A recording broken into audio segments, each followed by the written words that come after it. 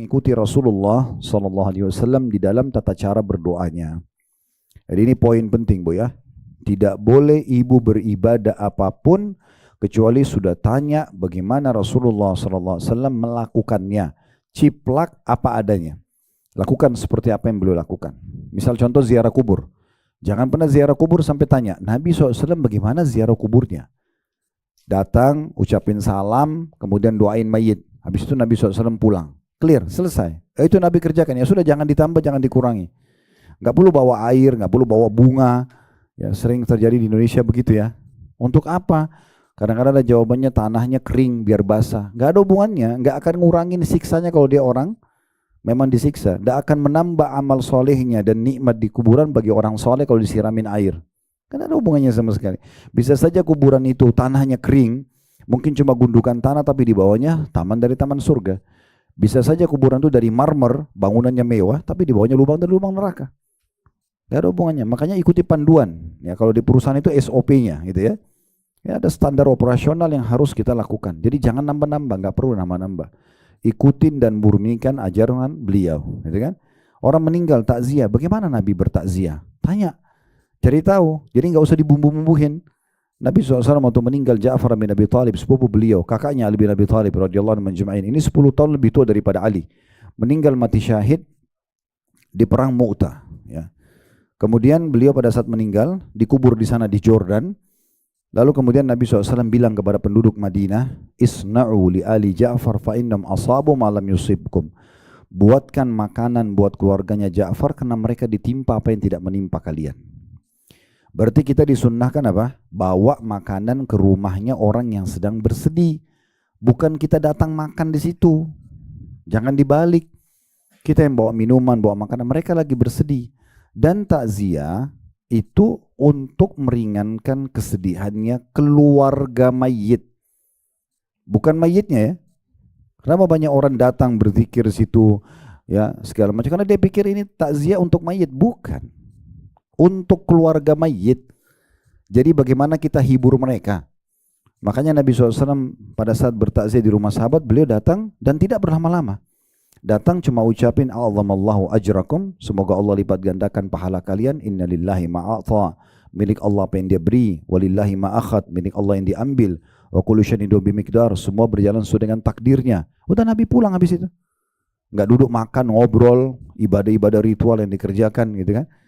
Kalau diingatkan, jangan, tidak boleh. Jangan sampai berzikir. Oh itu berzikir kan baik. Subhanallah.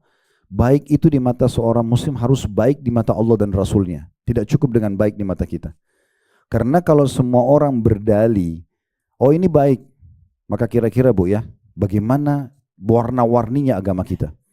Karena di ruangan ini saja misalnya berapa 100-200 orang yang hadir misalnya.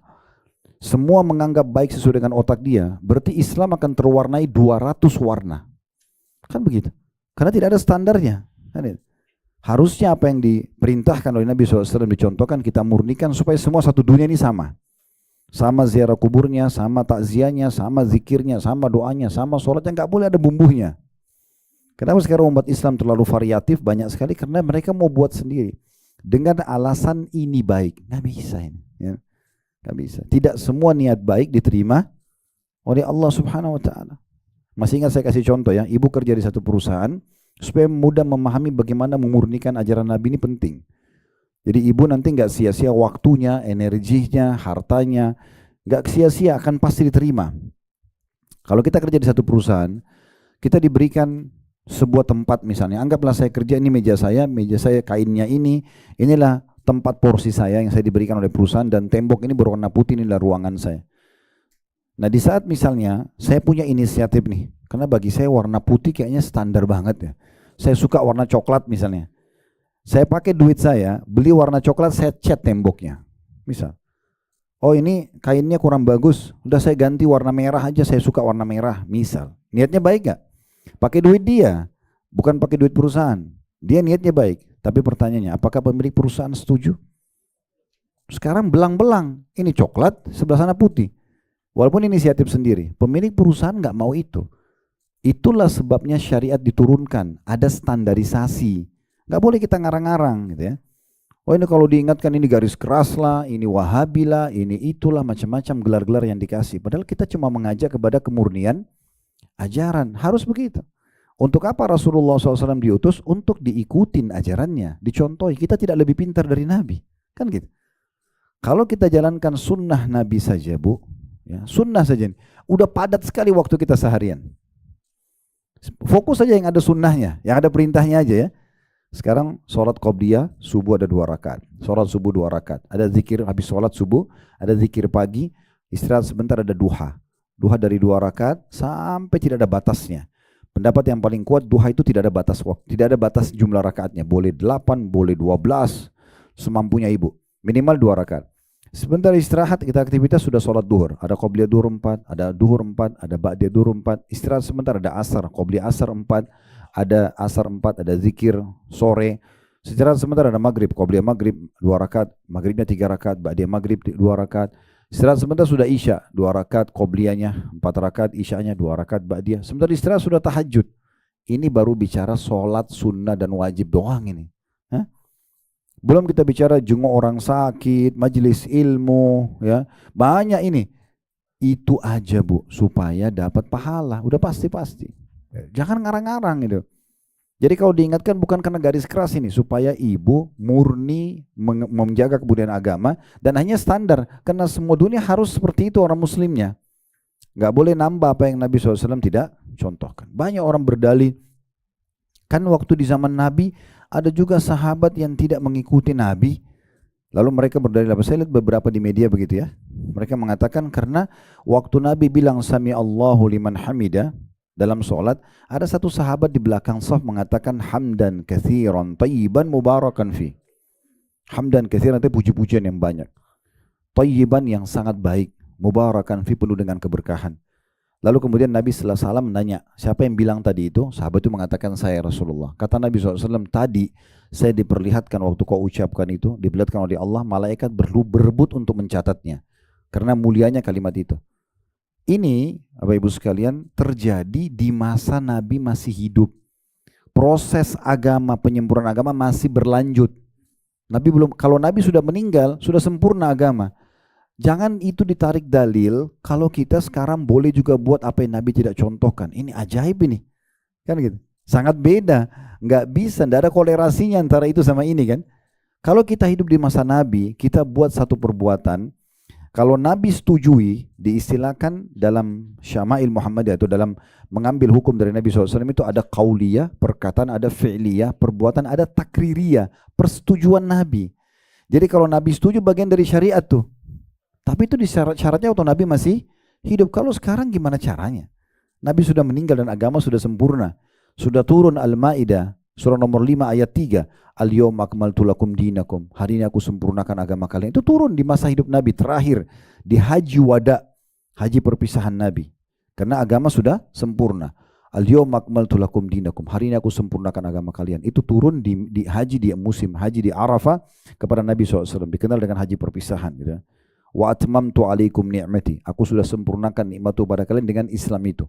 Wa raditu lakumul Islam. Dan aku ridho Islam sebagai agama kalian. Nah di saat itu, dan pada saat Nabi SAW meninggal sudah selesai, kan gitu. Jadi ini tidak bisa jadi dalil, gitu kan? Ini keliru. Kalau orang selalu mau buat semaunya sendiri, tidak mengikuti lagi ajaran Nabi SAW, seakan-akan mereka mengatakan, maaf Rasulullah, saya lebih tahu daripada anda. Kan anda tidak ajarin, tapi ini bagus menurut saya. Wah ini warnanya luar biasa. Makanya lahirlah segala macam jenis zikir yang tidak pernah dari masa Nabi, ya segala macam jenis ziarah, macam-macam lahir. Kalau diingatkan nggak mau, ya susah, ya kan gitu. Padahal sebenarnya kita harus memurnikan ajaran Nabi SAW sehingga agama ini tidak terwarnahi, standarisasinya sama. Ibu di Indonesia wajib pakai jilbab, di seluruh dunia wajib pakai jilbab, kan standar. Babi haram sini, haram di mana-mana, sama semua. Itu standarisasi namanya. Begitu juga dengan ibadah sama. Sholat kita 5 waktu sama, menentukan waktunya, caranya sama, walaupun beda waktu tapi sama, menentukan subuh itu kapan, duhur itu kapan, sama, jumlah rakaat sama, yang wajibnya mana, yang sunnahnya mana, yang makruhnya mana, yang membatalkan sholatnya mana, sama. Nah jangan dikarang-karang. Nah seperti itulah ya. Jadi kita mengajak Bapak Ibu sekalian untuk kembali kepada kemurnian ajaran itu. Dan ini syarat kedua diterimanya doa, dan syarat juga diterimanya semua amal. harus sesuai dengan Nabi SAW. Jadi ibu sebelum kerjakan satu perbuatan apapun ibadah, tanya Rasulullah buatnya seperti apa. Ziarah kubur, jenguk orang sakit, baca Quran, berzikir, berdoa, semuanya tanya. Ada riwayatnya, kerjakan. Tidak ada, jangan. Jangan ditambah-tambah.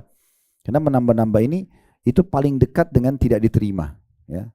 Kenapa? Karena tidak mengikuti contoh yang Nabi SAW ajarkan. Yang Nabi itu adalah diutus oleh Allah Subhanahu Wa Taala. Nah ini poin kedua, ini penting sekali untuk difahami. Setelah ikhlas harus mencontohi Nabi SAW. Berapa kali kami pada saat bimbing umroh, beberapa jamaah membahasakan sama saya dan berulang-ulang hampir setiap perjalanan umroh sama. Ustadz, kok umrohnya ringan sekali ya, mudah sekali. Nah ini sesuai dengan sunnah. Kok dulu waktu saya umroh travel lain susah banget, banyak syaratnya ini, syaratnya itu. Saya tidak pernah temukan itu. Nabi suruh sederhana, ya, niat di miqat, pakai ihram, dengan berbanyak talbiyah, tawaf, berdoa bebas, gitu kan, silahkan. Sholat di belakang makam Ibrahim, sa'i, tahallul, clear, selesai. Udah selesai. Jadi nggak usah terlalu rumit, seakan-akan ibadah itu berat banget. Padahal sebenarnya tidak. Ya, ini contoh-contohnya. Baik, ini tentu kalau kita ingin jelaskan panjang lebar, tapi sekarang coba kita baca dulu dalilnya yang diangkat oleh penulis di halaman 28 di situ ya. Dikatakan oleh beliau syarat kedua diterimanya doa adalah mengikuti Rasulullah SAW dalam kurung di dalam tata cara berdoa. Tapi tadi sudah kita jelaskan global, semua ibadah ibu harus mencontohi Rasulullah SAW. Karena beliau diutus memang untuk itu, untuk memberikan contoh dan dicontohi. Ya. Kata penulis, dan ini adalah syarat diterimanya seluruh ibadah. Jadi bukan cuma doa, semua ibadah. Harus umrohnya, baca Qur'annya, doanya, sedekahnya, semuanya harus sesuai dengan apa yang Nabi SAW contohkan. Sebagaimana Allah berfirman, dalil pertama surah Al-Kahfi ayat 110. Bunyinya, Qul innama ana basyarum mithlukum yuha ilayya annama ilahukum ilahun wahid. Faman kana yarju liqa'a rabbi falya'mal 'amalan salihan wa la yusyrik bi'ibadati rabbih ahada. Katakan hai Muhammad, sungguhnya aku ini hanyalah seorang manusia seperti kamu. Nabi Muhammad SAW disuruh ucapkan kepada kita semua umat manusia, saya seperti kalian dong, manusia biasa, ya. Yang diwahyukan kepadaku. Nah, perbedaan aku sama kalian, aku dapat wahyu. Tapi sama manusia biasa. Ya, tidak perlu dikultus berlebihan, gitu kan. Dimuliakan iya, dibacakan salawat pada beliau iya, dicontohi ajaran beliau iya. Tapi berlebihan jangan, gitu kan. Bahwa sungguhnya sesembahan kamu itu adalah sesembahan yang Maha Esa. Maksudnya Tuhan kalian satu saja Tuhan. Kembali kepada Dia segala sesuatunya. Barang siapa yang mengharap perjumpaan dengan Robnya, nanti di hari kiamat ketemu sama Allah, masuk surga, selamat dari neraka, hendaklah ia mengerjakan amal yang soleh dan jangan ia mempersekutukan seorang pun dalam beribadah kepada Robnya. Lalu di situ dijelaskan oleh penulis, yang dimaksud dengan amal soleh adalah segala amal perbuatan yang sesuai dengan syariat Allah Subhanahu Wa Taala dengan maksud dan niat karena Allah semata-mata. Maka oleh sebab itu doa dan amal saleh harus ikhlas karena Allah dan harus sesuai pula dengan syariat yang diajarkan oleh Rasulullah SAW. Ini dalil pertama. Jadi kalau mau selamat di akhirat, harus amal salehnya sesuai dengan apa yang Allah dan Rasulnya syariatkan. Kalau tidak, maka tidak akan diterima. Kan itu. Ada seorang jamaah, bahkan pernah ibu-ibu datang habis makan di hotel, terus datang pada saya, Ustaz, tadi waktu ke Raudhah kami diingatkan, karena di travel kami ingatkan di situ, sholat di Raudhah oke. Kalau mau berdoa silahkan, tapi jangan berlebihan, gitu kan. Kami ajarkan, tidak perlu menggosok-gosok mimbarnya, nggak perlu apalah pegang besinya, gitu kan. Terus dia bilang, Ustaz, di travel yang dulu saya disuruh itu, Ustaz. Ya, pegang-pegang besinya, mimbarnya. Saya bilang itu dibuat oleh kerajaan Saudi, bukan mimbar dari masa Nabi. Kalau itu mimbar Nabi mungkin masih beda, mungkin ada bahasa. Ini bukan, mimbar Nabi sudah rusak, sudah nggak ada. Mimbar dibuat mimbar, apa hubungannya coba? Bahkan dia bilang saya disuruh gelantungan di situ, di besi. Itu kata ibu itu depan saya sendiri ngomong. Subhanallah, kenapa harus berlebihan seperti ini? Kan gitu, ya. Kami dulu waktu masih mahasiswa di Madinah, waktu itu ya, kalau sekarang seingat saya mungkin sudah tidak ada, tapi waktu di masa kami, kadang-kadang kalau di musim haji kami ditawarkan mahasiswa dari berbagai negara untuk jaga depan kuburan Nabi. Ingatkan jemaah haji, ya. Ayo silakan lewat, ucapin salawat, jalan, gitu kan. Begitu aja. Itu kalau lalai sedikit, itu bapak-bapaknya ambil kopiah, gosok-gosok di pintu besi rumah Nabi itu kan dibuat oleh pemerintah Saudi, bukan pintu Nabi dari waktu Nabi dulu, bukan. Ada yang kadang-kadang lebih parah, itu lempar surat, itu lubang dilempar kertas. Habis haji dibersihin, didapat tulisan bahasa Indonesia, bahasa Urdu, bahasa Inggris. Minta ya Rasulullah sembuhin penyakit saya, Rasulullah moden jodoh saya. Ini kalau Nabi hidup dimarahin nih. Bagaimana minta sama orang yang sudah mati? Nggak boleh. Kalau Nabi masih hidup, itu pun kita masih bilang ya Rasulullah doakan saya kepada Allah agar dimudahin jodoh. Itu iya. Sahabat tidak ada yang bilang ya Rasulullah mudahin jodoh saya, nggak ada. Masih tetap minta, apalagi Nabi sudah meninggal contohnya gitu. Kita subhanallah ada saja. Kadang-kadang orang yang melakukan ini karena polosnya mungkin dia terima saja, kemudian dia main amalkan. Saya perlu titik beratkan ya, mengikuti sunnah Nabi SAW itu, ibu renung itu ya, mudah dan murah. Mudah dan murah. Orang mati nih, ikuti sunnah Nabi coba, kain kafan, mandikan pada saat itu, dan murah, air sama daun bidara. Mau tambah sampo sabun oke lah, digosok badannya karena diwangikan. Bungkus kain kafan, disolati, kubur. Tanahnya gundukan tanah. Nggak ada marmer, nggak ada rumah. Karena Nabi SAW bilang sama Ali, hai Ali, jangan kau temukan kuburan kecuali kau samaratakan dengan tanah. Jangan dibangunin, jangan ditulisin, gitu kan? Itu kata Nabi. Coba lihat, coba ketik di Google riwayat pesan Nabi kepada Ali tentang kuburan. Coba baca deh. Nabi bilang begitu. Kenapa sekarang kita pakai pagar, pakai marmer, pakai rumah-rumahan? Kan ini agak unik. Gitu. Tapi kalau diingatkan, wah ini garis keras. Lu subhanallah, Nabi yang bilang, gimana caranya garis keras?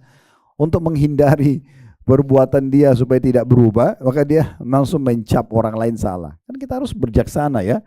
Mikirkan. Jadi itu penting banget untuk memahami masalah seperti ini. Ya. Jadi murah sekali kalau ikuti sunnah itu. Orang meninggal tadi takziah, murah sekali kan? Karena yang sedang sedih nggak usah lagi sibuk untuk biayai tamu yang datang. Yang datang yang bawain makanan untuk mereka supaya mereka makan, minum gitu ya. Saya pernah pulang dari salah satu rumah artis kita ya waktu itu. Saya ceramah di depan beberapa teman-teman artis semuanya kumpul. Terus drivernya beliau waktu saya pulang karena saya tidak bawa kendaraan bilang sama saya. Ini dia cerita sama saya sendiri berdua di mobil gitu. Ustadz, saya ini bukan itu. Dia sebutkan ormas di Indonesia. Saya sebutkan. Dia bilang gitu ya. Terus kemudian, tapi saya bingung Ustadz. Saya minggu lalu dia bilang, ayah saya meninggal dunia di kampung. Ayah saya meninggal dunia di kampung. Kemudian saya ditelepon sama kiainya lalu dia bilang begini, kamu mau ambil paket yang mana? Terus saya bingung, paket apa? Ya paket 3 hari, 7 hari, 40 hari. Kamu tinggal siapin uang, nanti kami yang siapkan orang-orangnya. Apa jawaban dia? Ini fitrahnya orang ya, secara alami orang sebenarnya itu tidak bentrok sama sunnah Nabi. Dia bilang apa? Ustadz saya bingung, masa saya sudah sedih, kehilangan orang tua saya harus keluarin biaya lagi. Sampai kadang-kadang di kampung itu jual sapinya, jual ininya, hanya untuk itu. Dari mana ajaran ini? Kan gitu, itu yang perlu kita tanya, dari mana ajarannya gitu kan?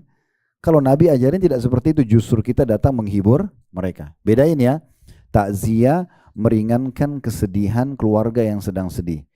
Kalau ziarah, ibu lagi ziarah silaturahim, oke lah duduk makan ngobrol silakan. Takziah bukan begitu, ngeringanin kesedihan keluarga mayit. Datang doain pergi. Kau usah lama-lama orang lagi sedih, biarin orang lain juga datang. Dan Nabi kerjakan maksimal 3 hari. Kapan lebih dari 3 hari? Cukup 3 hari takziah. Selesai, habis itu orang aktivitas seperti biasa sudah, kan gitu. Kenapa bisa seperti itu Zat? Ya karena memang dalam Islam kita diajarkan mati itu sebuah pintu menuju ke akhirat dan dia tidak hilang. Di mata kita sekarang di dunia orang yang mati itu hilang, tapi sebenarnya dia tidak hilang. Dia sedang mendahului kita kepada kehidupan yang abadi. Untuk menuju ke akhirat yang khalidina fiha. Al-Quran selalu gitu ya, surga khalidina fiha, kekal di dalamnya. Bagaimana kita menuju sana? Harus mati dulu. Jadi mati itu bagi seorang muslim awal segalanya. Karena dengan mati dia terima hasil amalnya selama di dunia, sholatnya, puasanya, dan dia terima balasan. Dia menuju kehidupan Nabi. Dia dahului kita saja, dia nggak hilang. Untuk apa berlama-lama bersedih? Kan gitu. Dia sudah dahulu kita dan memang ajal sudah datang. Kita biar nangis darah, tetap dia sudah mati, nggak bisa hidup. Ada syariat datang memandu kita, caranya gimana? Seperti itu. Kalau untuk mayitnya, tadi kan takziah meringankan keluarga mayit. Kalau untuk mayit, dari pertama dia hembusin nafas terakhir sampai kita hembusin nafas terakhir, doain. Bukan di saat takziah itu. Dari pertama dia hembusin nafas dia mati, kita doain sampai kita hembusin nafas juga. Itu yang betul, doain mayit setiap saat. Bukan hanya di hari-hari takziah untuk ngeringanin keluarganya mayit itu. Itu dalam komponen syariat yang benar ya, seperti itu. Jadi akan ringan. Tapi kalau lawan daripada sunnah, subhanallah, biasa orang bid'ah ya. Lawan dari sunnah itu, bid'ah itu sulit, mahal. Orang kalau mati, lah ikutin sunnah, susah. Saya pernah lihat ada keluarga meninggal, kain kafannya harus ditulisin, ukir-ukir. Kain kafan itu kan harus kain polos ya, dibuatin kayak baju, digunting, dipakein di badannya, gitu kan. Terus ada tradisi yang unik-unik gitu ya. Kadang-kadang pada saat dibungkus dengan kafan itu harus pada saat dibawa ke kuburan disentakin gerandanya itu sebelum masuk ke kuburan. Itu di Sulawesi Selatan kami biasa begitu ya. Saya tidak tahu kenapa. Ada sebagian orang lakukan itu. Saya juga pernah di Jawa Timur, jenazahnya sebelum pas keluar rumah, sebelum bawa kuburan, itu diangkat, terus ada keluarganya keliling. Pernah lihat nggak? Ya, keliling di bawah pemikulnya itu. Untuk apa ini? Tawaf ini. Kan agak unik ini. Kenapa? Apa maksudnya gitu ya? Belum lagi kalau jenazah lewat lempar duit koin. Saya kadang-kadang lihat duit, untuk apa lempar duit koin ini? Ada orang mati lewat, pernah juga ada saya jalan sama orang gitu, terus dia buka dompetnya. Saya tanya kenapa? Karena kalau lewat orang, lihat orang mati katanya dapat rezeki. Dari mana khurafat ini gitu? Kalau begitu luar biasa, kita tunggu aja dekat kuburan, ya, iya kan sederhana ya. Kalau itu pemikirannya, tunggu dekat kuburan kan setiap hari ada orang dikubur tuh, buka dompet di situ, nggak usah kerja, dapat duit. Kan ini entah dari mana mereka ngarang-ngarang ini, tapi menjadi memasyarakat, subhanallah. Orang kalau ikutin sunnah itu mudah dan murah, ya, simple sekali gitu. Dan itu dalam semua jenis ibadah tentunya ya. Kemudian dalil yang kedua dikatakan atas dasar ini Al-Fudail bin Iyad, masih di lanjutan tadi ya. Dalam menafsirkan firman Allah Subhanahu wa taala dalam surah Al-Mulk ayat 1 dan ayat 2, Tabarakalladzi biyadil mulku wa huwa ala kulli syai'in qadir alladzi khalaqal mauta wal hayata liyabluwakum ayyukum ahsanu amala wa huwal azizul ghafur. Maha suci Allah yang di tangannya segala kerajaan dan dia maha kuasa atas segala sesuatunya, yang menjadikan mati dan hidup supaya dia menguji kamu siapa di antara kamu yang lebih baik amalnya. Dan dia maha perkasa lagi maha pengampun. Kata Fudail bin Iyad, ibu kalau pegang bukunya garis bawahi nama orang ini ya. Atas dasar ini Al-Fudail bin Iyad, ini nama ulama tabi'in ya. Fudail bin Iyad ini nama orang yang sangat masyhur. Dia dulu ini bekas perampok jalanan, dapat hidayah, dia taubat jadi ulama besar. Ini kisahnya unik sekali. Nanti Bapak Ibu, ibu-ibu bisa kembali ke searching di Google tentang kisah ini, cukup panjang. Tapi beliau adalah seorang ulama kaum muslim dari kalangan tabi'in. Beliau menafsirkan surah Al-Mulk ayat 1 sampai ayat 2. Beliau berkata maksud dari yang lebih baik amalnya, liyabluwakum ayyukum ahsanu amala, agar Allah menguji kalian siapa yang paling baik amalnya. Beliau mengatakan adalah amal yang paling ikhlas dan paling benar. Allah menguji kita ya dengan kehidupan dan kematian untuk menguji siapa di antara kita yang paling baik amalnya, paling ikhlas karena Allah, dan juga paling benar karena mengikuti ya ajaran Nabi SAW. Beberapa muridnya bertanya, apa yang dimaksud dengan amal yang paling ikhlas dan paling benar? Jawabannya, sesungguhnya suatu amal perbuatan apabila dikerjakan dengan ikhlas tapi tidak dilakukan dengan cara yang benar, maka tidak akan diterima oleh Allah Subhanahu wa taala. Sebaliknya apabila dikerjakan dengan benar tapi tidak dilakukan dengan ikhlas, maka tidak akan diterima pula oleh Allah Subhanahu wa taala sampai amal itu dikerjakan dengan ikhlas dan juga benar. Yang dimaksud dengan ikhlas adalah amal yang murni karena Allah, yang dimaksud dengan benar ialah sesuai dengan sunnah Rasulullah sallallahu alaihi wasallam. Itu. Jadi harus betul-betul menciplak mengikuti contoh dari Nabi SAW. Saya ulangi lagi, ibu jangan buat ibadah kecuali cari tahu Rasulullah buat seperti apa. Ciplak apa adanya. Walaupun sederhana di mata kita, yang penting itu contohnya sudah kita ikutin. Gak usah repot-repot ya. Jangan nambah-nambah, jangan bumbu-bumbuhi. Bahkan jangan pernah menganggap remeh sebuah sunnah Nabi. Masa cuma begitu? Gak boleh. Karena pernah terjadi di masa Nabi SAW, ada 3 orang sahabat bu. Tiga-tiganya merasa karena ibadahnya mereka sangat luar biasa, ya, udah sampai pada level semua perintah agama dikerjakan, muncul perasaan dalam di diri 3 orang ini ingin ibadah lebih. Ingin ibadah lebih. Maka mereka pun datang ke rumah Nabi, lalu tanya pada ummahatil mu'minin, istri-istri Nabi, apa yang Nabi buat di rumah? Aisyah bilang, Rasulullah SAW di rumah kadang-kadang menyelesaikan pekerjaan beliau sendiri atau kadang-kadang membantu istrinya. Maka ketiga orang ini dalam hadis dikatakan ka'annahum aqalluha, seakan-akan mereka anggap kok cuman itu sih ya gitu. Mereka ingin mungkin sholat 1000 rakaat, ya zikir mungkin 10.000 kali, mungkin mereka mau yang begitu. Ya ini tambahan dari saya tapi ya untuk menjelaskan saja. Tapi mereka seakan-akan menganggap kok cuman itu sih, masa Nabi di rumah cuma bantu istrinya atau penuhin hajatnya sendiri gitu kan. Maka mereka tiga-tiganya masuk masjid lalu mereka berikrar. Yang satu bilang, mulai sekarang saya akan sholat malam tidak mau tidur. Pokoknya mulai dari habis ba'diyah isya sampai subuh sholat malam terus, nggak ada tidur. Supaya beda dengan orang lain, mau ibadah lebih. Yang satu lagi bilang apa? Mulai sekarang saya mau puasa, nggak mau buka puasa. Ya, sampai udah nggak tahan. Jadi misalnya sekarang maghrib nih, saya hari ini contoh ini kalau misalnya hari Senin nih. Ini contoh saja, kita kan sekarang hari Rabu ya. Tapi ini contoh hari Senin, dia puasa sunnah nih. Pas azan maghrib masih kuat, dia nggak batal. Dia lanjut besok. Dia ingin lebih. Nggak seperti orang umumnya, karena dia merasa mampu mengerjakan. Paham nggak? Yang satu bilang apa? Mulai sekarang saya nggak mau nikah. Karena bagi dia nikah sama wanita ganggu ibadahnya. Ibu jangan tersinggung ya. Karena ini di masa dulu juga, sudah meninggal orangnya. Yang jelas tiga-tiganya ini berikrar begitu. Di masjid didengar oleh banyak orang. Dilapor ke Nabi, ya Rasulullah ada 3 orang di masjid ikrar begini. Ini kalau nggak diperbaikin ini bisa jadi sumber hukum nanti. Maka karena Nabi masih hidup, Nabi datang. Lalu Nabi SAW mengingatkan ketiga orang itu di depan orang semuanya. Sampai kepada saya berita begini dan begitu. Ada di antara kalian yang mengatakan saya tidak mau tidur di malam hari. Ada yang mengatakan tidak mau buka puasa kecuali sudah tidak tahan. Ada yang mengatakan tidak mau nikahi wanita. Maka beliau mengatakan apa? Ketahuilah saya, kata Nabi ini contohnya ya. Saya adalah orang yang paling bertakwa kepada Allah di antara kalian. Tidak usah cari orang yang paling baik level ibadahnya. Sudah saya, kata Nabi.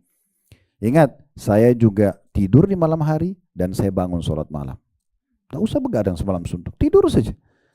1 jam, 2 jam sebelum subuh bangun sholat.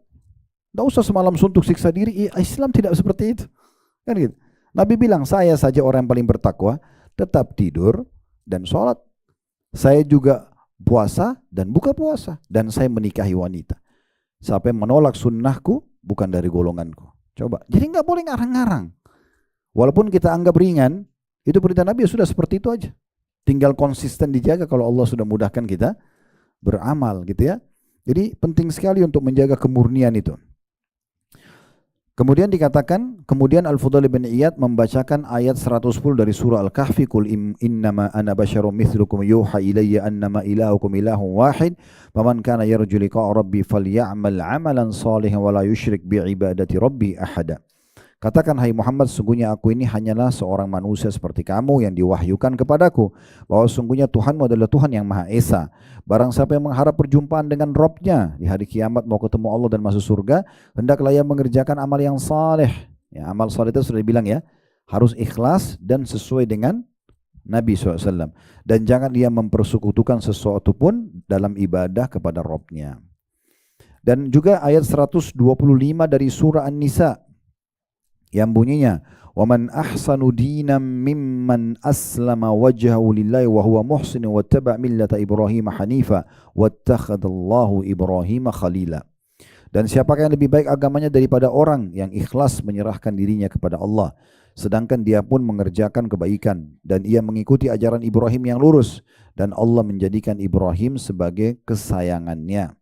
Kita baca dulu, dan lanjutannya juga dalam surah Luqman ayat 22. Ya. Ini maksudnya ayat-ayat yang dibaca oleh Fudail bin Iyad, ya. Masih tokoh yang tadi kita bilang itu. Dia membacakan juga untuk menguatkan pentingnya ikhlas dan memegang pada sunnah Nabi SAW. Beliau membacakan surah Luqman, surah nomor ini 30-an ya. Dia atau di ayat 22-nya tepatnya berbunyi, wa man yuslim wajhahu ilallahi wa huwa muhsinun faqad istamsaka bil urwatil wuthqa wa ilallahi aqibatul umur. Dan barang siapa yang menyerahkan dirinya kepada Allah, sedangkan dia adalah orang yang berbuat kebaikan, maka sungguhnya ia telah berpegang kepada buhul tali yang kokoh, dan hanya kepada Allah lah kesudahan segala urusan. Kemudian dikatakan yang dimaksud Islam al-wajhi atau menyerahkan diri kehadirat Allah dalam ayat tadi ya, dan dia menyerahkan dirinya kepada Allah, ialah memurnikan niat, doa dan perbuatan semata-mata untuk Allah. Dan ihsan, berbuat kebaikan, berarti mengikuti Rasulullah SAW dan juga sunnahnya. Ini dalil yang dipegang oleh Fudail bin Iyad tentang pentingnya menjaga kemurnian ibadah sesuai dengan perintah Allah dan ikhlas karena Allah, kemudian mencontohi Nabi SAW. Lalu kata beliau di sini penulis, maka wajib atas setiap muslim mengikuti Rasulullah SAW dalam segala perbuatannya. Sebagaimana firman Allah SWT juga yang lain dalam surah Al-Ahzab ayat 21. Laqad kana lakum fi Rasulillahi uswatun hasanatun liman kana yarjullaha wal yawmal akhir wa dzakarallaha katsira. Sesungguhnya telah ada pada diri Rasulullah SAW itu suri tauladan yang baik bagimu, yaitu bagi orang-orang yang mengharap rahmat Allah dan kedatangan hari kiamat, dan dia banyak menyebut Allah. Ada kisah unik dari Abdullah bin Umar radhiyallahu anhuma. Ini sahabat Nabi yang punya julukan sahibut ta'assi, orang yang sangat fanatik mencontohi Nabi. Sampai beliau pernah berhenti di sebuah tempat untuk menyelesaikan hajatnya saja. Ya. Kemudian waktu ditanya, kenapa Anda berhenti di sini? Beliau mengatakan, karena saya pernah waktu haji bersama Nabi, Nabi pernah selesaikan hajatnya di sini. Dalam riwayat lain, beliau pernah mampir di sebuah tempat lalu tidur di bawah sebuah pohon, walaupun sejenak, kemudian beliau pergi. Ditanya, kenapa Anda lakukan? Karena saya pernah jalan sama Nabi, Nabi pernah tidur di pohon ini. Begitu luar biasanya mereka menjaga apa yang Nabi SAW contohkan. Semua diikutin, gitu kan? Maka di sini penting sekali untuk kita fahami. Tersisa mungkin yang memang tidak bisa, itu adalah khalqiyahnya Nabi. Ciptaan fisiknya Nabi tidak bisa kita ciplak ya. Seperti misalnya postur tubuh Nabi, warna kulit Nabi, bentuk rambutnya, itu tidak mungkin kita samakan karena Allah sudah ciptakan begitu. Tapi kalau dalam syariat, itu tidak ada perbedaan harusnya. Karena harusnya semua sama. Semua sama ibadah yang kita kerjakan, semua juga sama memahami dosa yang harus kita tinggalkan. Ya, itu ada standarisasinya. Nah, seperti itulah. Jadi Nabi SAW adalah sebaik-baik suri tauladan, sebaik-baik idola ya, yang harusnya diikuti semua lini kehidupan beliau. Kemudian dalam surah Al-Imran ayat 31 dalil selanjutnya tentang pentingnya menjaga kemurnian mengikuti ajaran beliau sallallahu alaihi wasallam yang berbunyi, qul in kuntum tuhibbunallaha fattabi'uni yuhibbukumullah wa yaghfir lakum dzunubakum wallahu ghafurur rahim. Katakanlah, jika kamu benar-benar mencintai Allah, maka ikutilah aku. Niscaya Allah mengasihi dan mengampuni dosa-dosamu, dan Allah Maha Pengampun lagi Maha Penyayang. Dari ayat ini, dari surah Al-Imran ayat 31, Nabi SAW diperintahkan oleh Allah untuk menyampaikan kepada semua umat Islam, kalau kalian mencintai Allah, ya betul-betul tahu ada Tuhan kalian dan mau mendapatkan rahmatnya, mau masuk ke surganya di akhirat, maka ikuti aku. Sini fattabi'uni, murnikan ajaranku, apa yang aku ajarkan ikuti saja, maka pasti Allah akan mencintai kalian dan mengampuni dosa-dosa kalian. Jadi mengikuti sunnah Nabi SAW, mengikuti panduan beliau dan memurnikannya, maka itu bagian daripada ya, rasa cinta kepada Allah, dan Allah juga akan mencintai kita dan penyebab pengampunan terhadap dosa-dosa. Begitu juga dengan surah Al-A'raf ayat 158 ya. Yang berbunyi, Allah SWT berfirman, Qul ya ayyuhan nasu inni rasulullahi ilaikum jami'an alladhi lahu mulkus samawati wal ard la ilaha illa huwa yuhyi wa yumit fa'aminu billahi wa rasulihin nabiyil ummi alladhi yu'minu billahi wa kalimati wattabi'uhu la'allakum tahtadun. Katakanlah hai manusia, sungguhnya aku adalah utusan Allah kepadamu semua, yaitu Allah yang mempunyai kerajaan langit dan bumi. Tidak ada Tuhan yang berhak disembah selain Dia. Dia-Nya besar kada ganti Allah, yang menghidupkan dan yang mematikan. Maka berimanlah kamu kepada Allah dan Rasul-Nya, Nabi yang ummi. Nabi SAW punya ciri, tidak bisa baca, tidak bisa nulis, dikenal dengan ummi. Yang beriman kepada Allah dan kepada kalimat-kalimat atau kitab-kitabnya, dan ikutilah dia. Ikutilah dia maksudnya ikuti siapa? Rasulullah SAW. Murnikan supaya kamu mendapatkan petunjuk. Supaya kamu mendapatkan petunjuk. Makanya bahasa Abu Bakar itu kepada Umar bin Khattab radhiyallahu anhum, bahasa yang sangat menarik. Dimanapun Rasulullah SAW pijakkan kakinya, pijakkan kakimu di situ. Jangan pernah bantah udah, karena Nabi tidak kerjakan kecuali sesuai dengan perintah Allah. Jadi memang kita harus menjaga itu, ya. Dan ada nasihat yang menarik dari salah satu sahabat, singkat saya perkataan Mu'adz ibn Jabal radhiyallahu anhu. Kalau saya keliru di nama sahabat, tapi perkataan ini betul. Beliau mengatakan akan datang nanti zaman, pada saat itu beliau ambil batu dua besar, kemudian beliau satukan, ada celah kecil ya di antara dua batu itu yang bisa tembus cahaya di siang hari. Maka beliau mengatakan akan datang nanti zaman tidak tertinggal kemurnian sunnah kecuali seperti cahaya ini.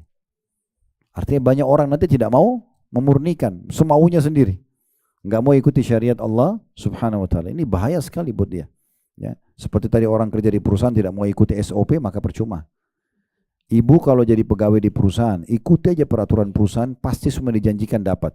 Ya gajinya, ya bonusnya, jabatan dapat, karena sudah ikuti peraturan. Nggak usah jadi ya pahlawan kesiangan, tiba-tiba mau buat sesuatu yang perusahaan tidak suruh. Kecuali pimpinan perusahaan yang bilang, ayo kreatif silakan kembangkan, itu lain. Tapi tidak disuruh seperti itu. Allah tidak perintahkan kita, dan Rasulullah SAW tidak mengatakan, ayo kreatiflah dalam ibadah. Ini sujud saya ajarin, kalian mau sujud dengan cara apa silakan. Itu lain, tidak ada perkataan begitu. Disuruh menciplak, betul-betul mengikuti tata cara beliau. Ibu tahu tata cara sholat Nabi, saking inginnya Nabi mencontohkan kepada para sahabat dan dinukil oleh mereka kepada kita dan turun-temurun sampai hari kiamat nanti orang-orang beriman akan belajar. Beliau mengatakan, sallu kama ra'aitumuni usolli. Sholat sebagaimana saya sholat. Lalu Nabi naik di atas mimbar supaya orang lihat bagaimana cara sholat beliau praktikin. Ya, supaya sahabat melihatnya. Lagi haji beliau mengatakan, khudu anni manasikakum, ambil kemurnian manasik dariku, tata cara ibadah ini. Bagaimana, kapan masuk Mina, bagaimana cara sholatnya, zikir apa yang dibaca di Arafah, di Muzdalifah sampai selesai haji. Ambil semuanya kemurnian. Jadi waktu Nabi jalan di musim haji itu semua sahabat ikutin. Dicari apa yang Nabi kerjakan. Kalau yang tidak sempat lihat Nabi, mereka menukil, mengambil dari sahabat yang sempat melihat Nabi apa yang Nabi kerjakan. Jadi memang betul-betul menjaga kemurnian tersebut penting sekali, ya, penting sekali. Jadi ibu sudah bisa kalau ada yang sampaikan sebuah hukum, tanya ada dalilnya enggak, ada ayatnya, ada hadisnya, ada contoh sahabat, nanya. Jangan cuma terima begitu saja mentah-mentah, sehingga akhirnya nanti bisa saya benar, bisa saya tidak, kan gitu. Maka ini penting sekali untuk difahami. Kemudian dalil selanjutnya surah An-Nur ayat 54 yang berbunyi, Qul ati'ullaha wa ati'ur rasul fa in tawallaw fa innama 'alaihi ma hummila wa 'alaikum ma hummiltum wa in tuti'uhu tahtadu wa ma 'alar rasuli illa al-balagul mubin. Katakan hai Muhammad kepada semua umatmu, taatilah atau taatlah kepada Allah. Apa yang Allah perintahkan kerjakan, apa yang larang jauhi, dan taatlah kepada Rasul Muhammad SAW. Dan jika kamu berpaling, maka sungguhnya kewajiban Rasul hanyalah apa yang dibebankan kepadanya. Kalau sudah disampaikan Rasulullah bersabda, bu, ya, kerjakan. Ini Nabi nggak contohin doh, tapi tetap aja mau kerjakan. Berarti tugas Nabi dan tugas orang menyampaikan dari Nabi itu sudah cukup menyampaikan. Tidak bisa kita paksakan. Bu nggak boleh loh, ibu jangan gini, kita ketuk rumahnya harus ditinggalkan. Itu bukan tugas kita. Tugas Nabi SAW dan tugas para ulama, para da'i mengingatkan. Dengar, alhamdulillah dia selamat. Dia tidak dengar, ya sudah, dia bertanggungjawabkan sendiri. Bertanggungjawabkan sendiri, ya. Saya pernah berbicara di depan beberapa teman-teman kita da'i dan berulang kali tuh. Saya pernah bicarain di waktu itu kita lagi umrah plus Palestina, di depan da'i-da'i seluruh Palestina dikumpul. Saya tidak sengaja datang ke yayasan itu lalu kemudian diminta bicara. Saya bilang, untuk apa saya bicara di sini? Dia bilang, tolong kasih apalah satu patah kata gitu. Saya tidak tahu kenapa saya bicara tentang masalah itu, tentang masalah kemurnian mengikuti ajaran Nabi SAW. Begitu juga di Indonesia berapa kali kita bahasakan. Ya, benar, saya dikumpul dengan beberapa teman-teman ustadz, kiai gitu, terus diminta bicara. Saya mau bicara apa ini?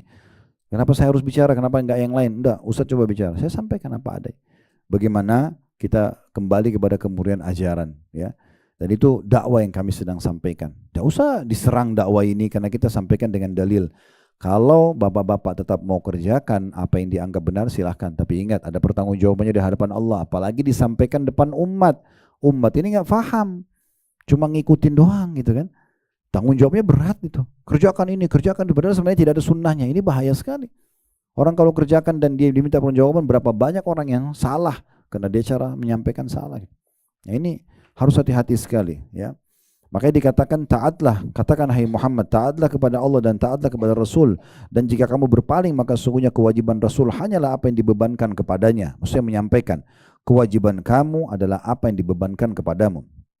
Dan jika kamu taat kepadanya, nyanya kembali kepada Rasulullah SAW. Jika tahu taat kepada Rasulullah SAW, niscaya kamu akan mendapatkan petunjuk. Dan tidak lain kewajiban Rasul itu hanya menyampaikan atau amanah Allah dengan terang. Maksudnya dijelaskan apa adanya. Maka dalam sebuah hadis juga kata Nabi SAW, yang halal jelas, yang haram jelas. Maksudnya Nabi sudah sampaikan semua. Ini halal loh ya, silakan nikmati makanan, pakaian, pendapatan, pergaulan, segala macam silakan.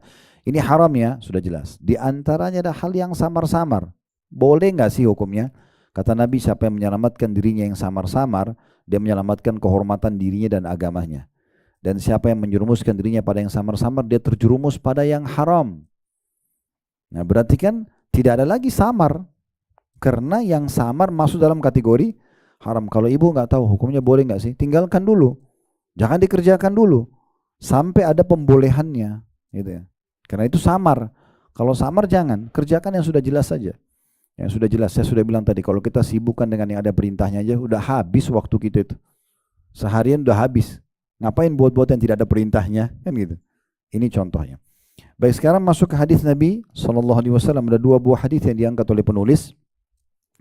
Kata beliau setelah menulis atau menukil surah An-Nur ayat 54, maka tidak diragukan lagi bahwa amal yang tidak sesuai dengan syariat Nabi Muhammad SAW adalah amalan yang tidak sah, dalam kurung batal.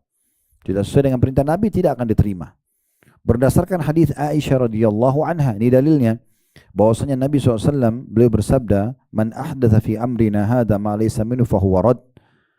Barang siapa yang membuat-buat ajaran baru dalam agama kami yang tidak bersumber darinya, maka ajaran itu akan ditolak. Ya, andai saja hadis ini tidak ada, misalnya orang bisa saja buat, yang penting dia ikhlas, maka mungkin boleh.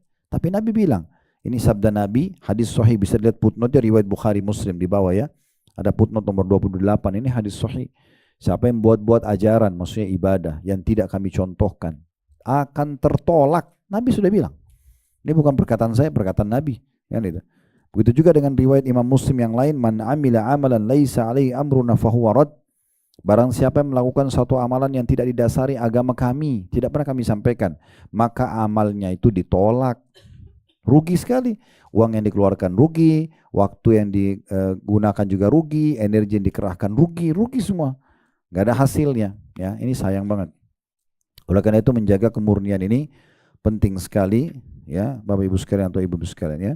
Sekarang kita akan masuk, itu tadi syarat yang kedua. Kita akan masuk syarat yang ketiga.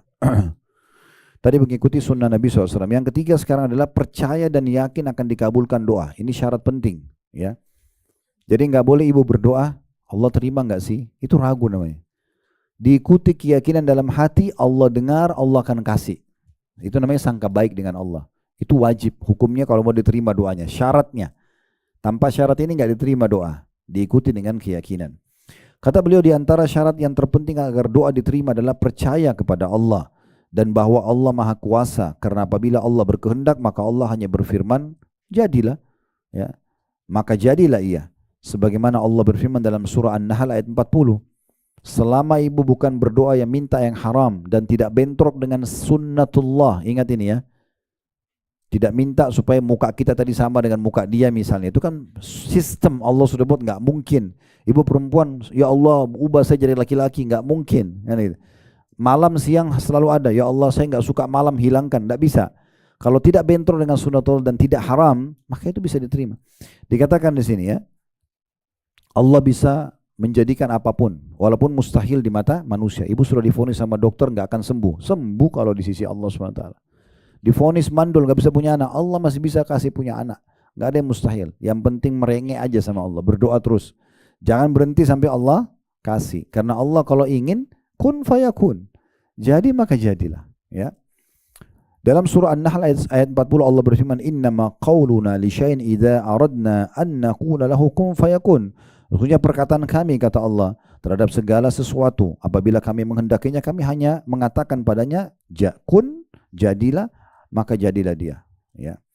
Juga dalam firman Allah yang lain surah Yasin ayat 82, innama amruhu idza arada syai'an ay yaqula lahu kun fayakun. Sungguhnya perintahnya, n-nya besar kata ganti Allah, apabila dia, d-nya besar kata ganti Allah, menghendaki sesuatu hanyalah berkata kepadanya jadilah, maka jadilah ia.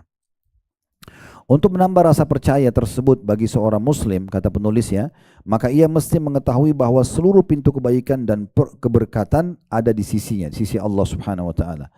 Firman Allah Subhanahu wa taala dalam surah Al-Hijr ayat 21, wa in min syai'in illa 'indana khazainuhu wa ma nunazzilu illa biqadarin ma'lum. Dan tidak ada sesuatu pun melainkan pada sisi kamilah khazanahnya. Khazanah itu maksudnya perbendaharaannya, gudangnya itu ya. Apa saja yang ibu butuhkan ada semua di sisi Allah SWT.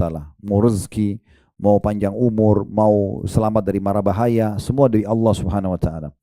Dan kami tidak menurunkannya melainkan dengan ukuran tertentu.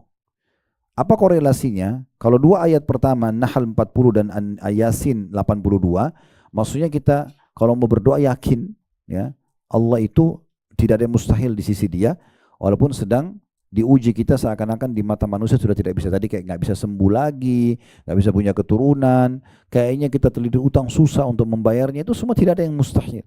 Bisa Allah SWT berikan, karena Allah bisa katakan jadi maka jadilah.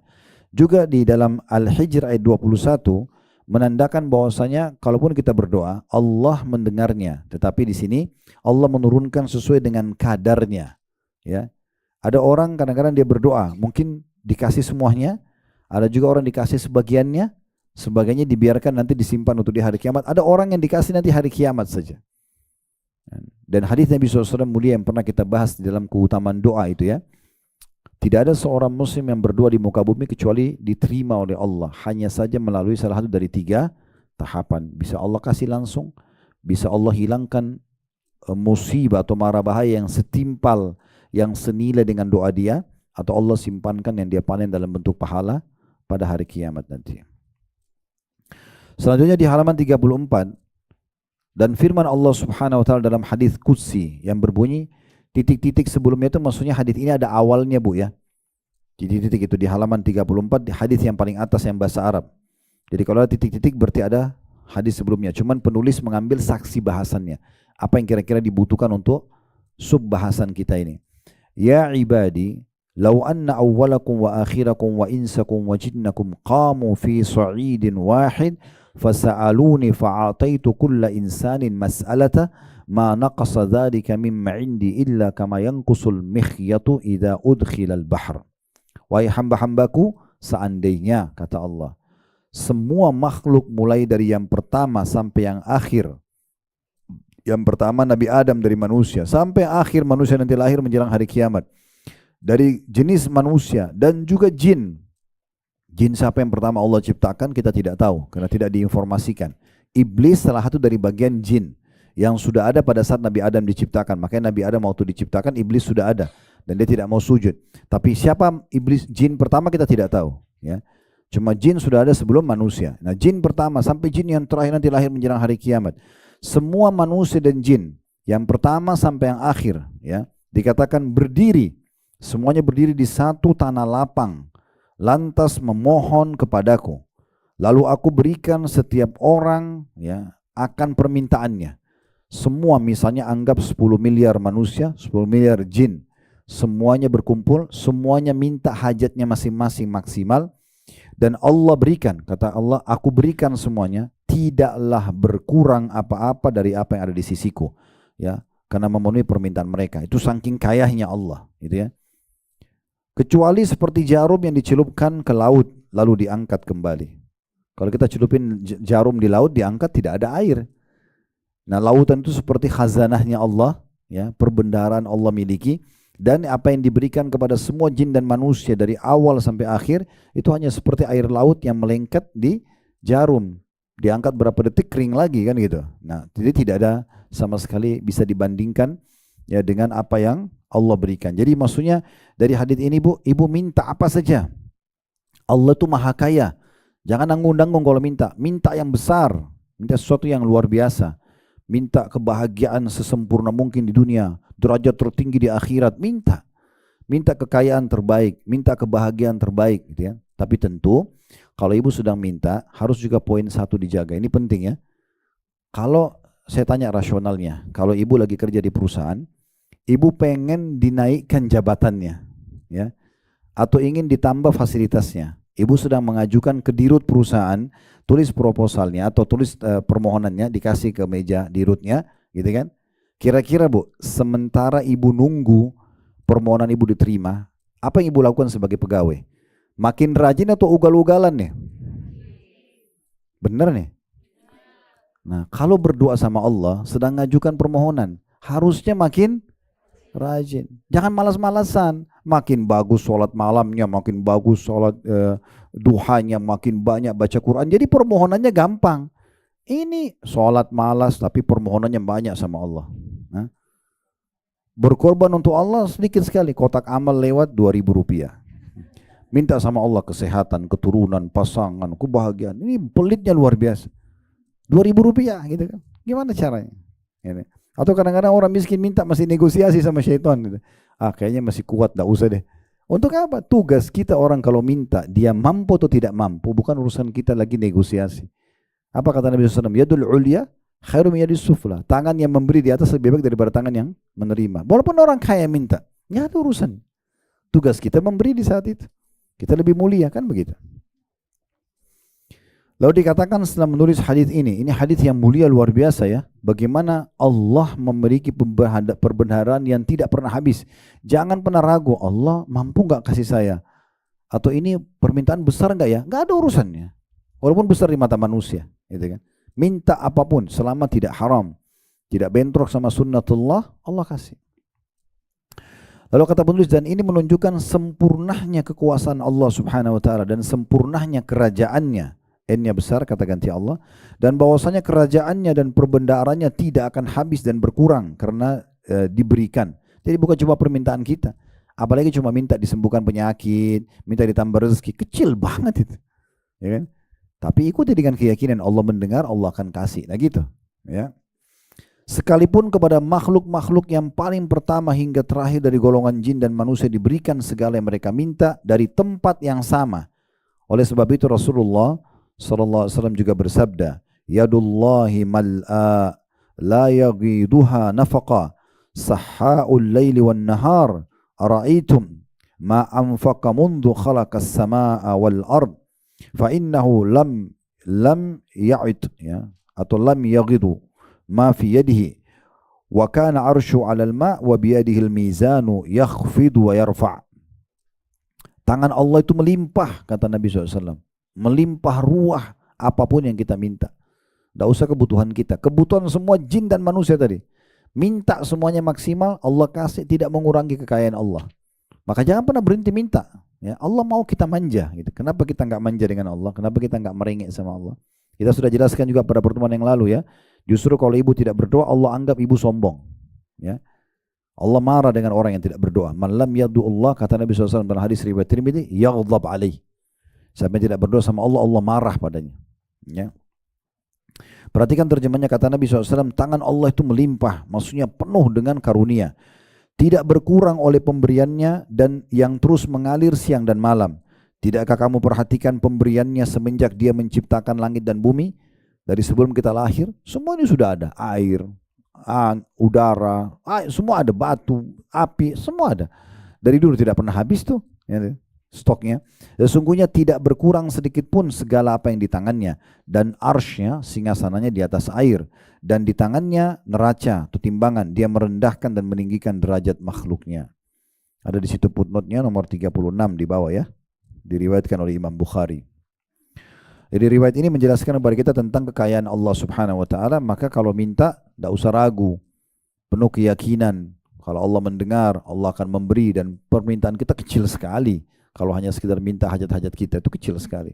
Ya. Seorang muslim apabila mengetahui perkara yang disebutkan di atas, maka mestinya ia berdoa kepada Allah dengan keyakinan yang tinggi akan terkabul permohonannya. Ini poin yang ingin diberatkan. Dia harus memiliki tingkat keyakinan tertinggi agar dikabulkan doanya. Abu Hurairah meriwayatkan radhiyallahu anhu bahwasanya Nabi SAW bersabda, "Ud'ullaha wa antum muqinuna bil ijabah." Berdoalah kepada Allah sedang kalian yakin akan terkabulkan. Gak boleh ragu. Allah kasih nggak ya? Ini kira-kira besar nggak ya? Nggak ada urusannya ya. Berdoa saja. Oleh sebab itu Rasulullah SAW menjelaskan bahwa Allah mengabulkan doa seorang muslim yang cukup syarat, tata cara, dan menghindari segala yang menghalangi terkabulkan doa. Sebagaimana sabda beliau sallallahu alaihi wasallam, "Ma min muslimin yad'u bi da'watin laisa fiha ithmun wala qati'atur rahim illa atahu Allahu biha ihda thalath." Tidak ada seorang muslim pun berdoa memohon sesuatu kepada Allah sedangkan dalam doanya tidak memohon sesuatu yang mengandung dosa, tidak minta yang haram, atau memutuskan tali silaturahim, melainkan Allah memberikan salah satu dari 3 perkara. Titik-titik ini maksudnya 3 perkara tadi itu ya. Bisa dikasih langsung, atau dihilangkan musibah yang setimpal, atau disimpankan yang dia panen dalam bentuk pahala nanti pada hari kiamat. Allah.